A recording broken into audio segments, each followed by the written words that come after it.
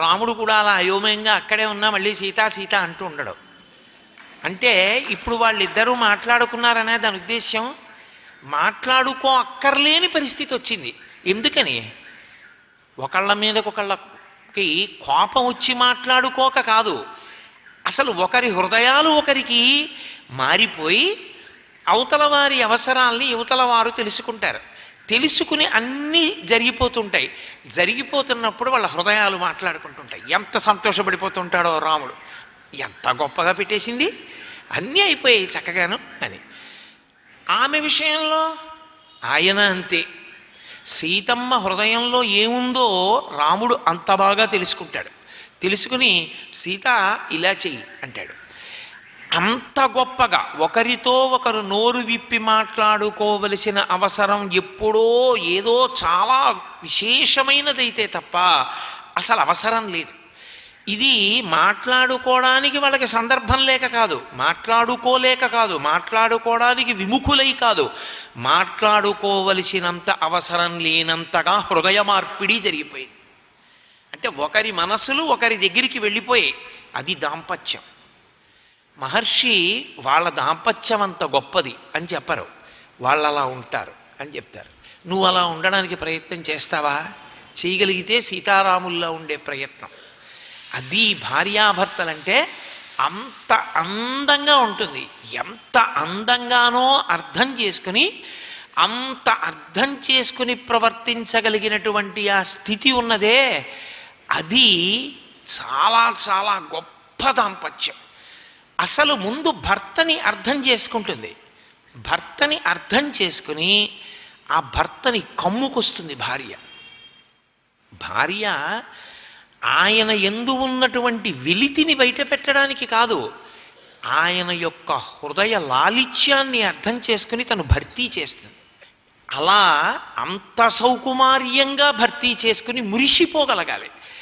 ఆ మురిప ఉన్నదే, దాంట్లో అవతల వారి హృదయాన్ని అర్థం చేసుకుని యువతల వాళ్ళ హృదయం దాన్ని ఎక్కడెక్కడ పూర్ణం చెయ్యాలో అక్కడ పూర్ణం చెయ్యాలి.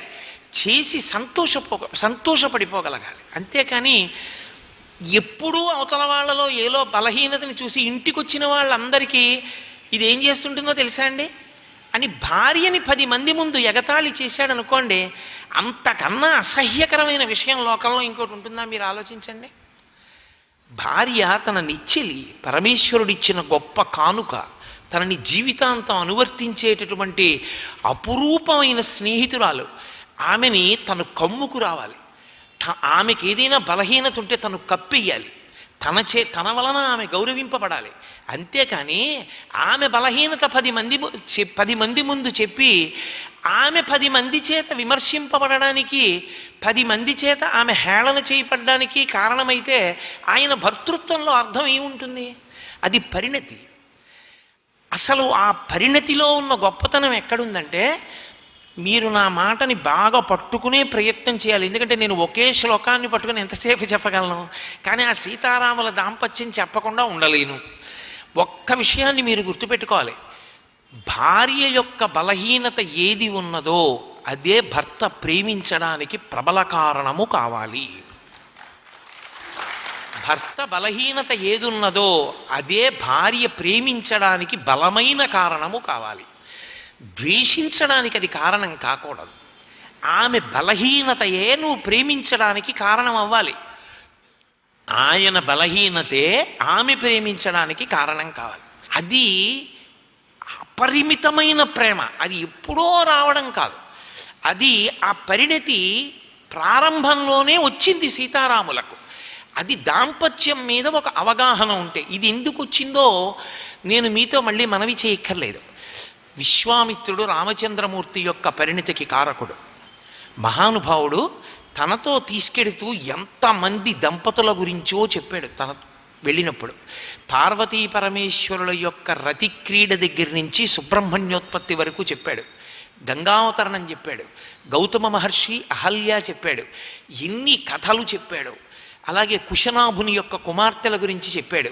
ఇవి అన్నీ విన్న రామచంద్రమూర్తికి అసలు దాంపత్యం అంటే ఏమిటో అర్థమైంది. సర్వం శ్రీ ఉమామహేశ్వర పరబ్రహ్మార్పణమస్తు. స్వస్తి.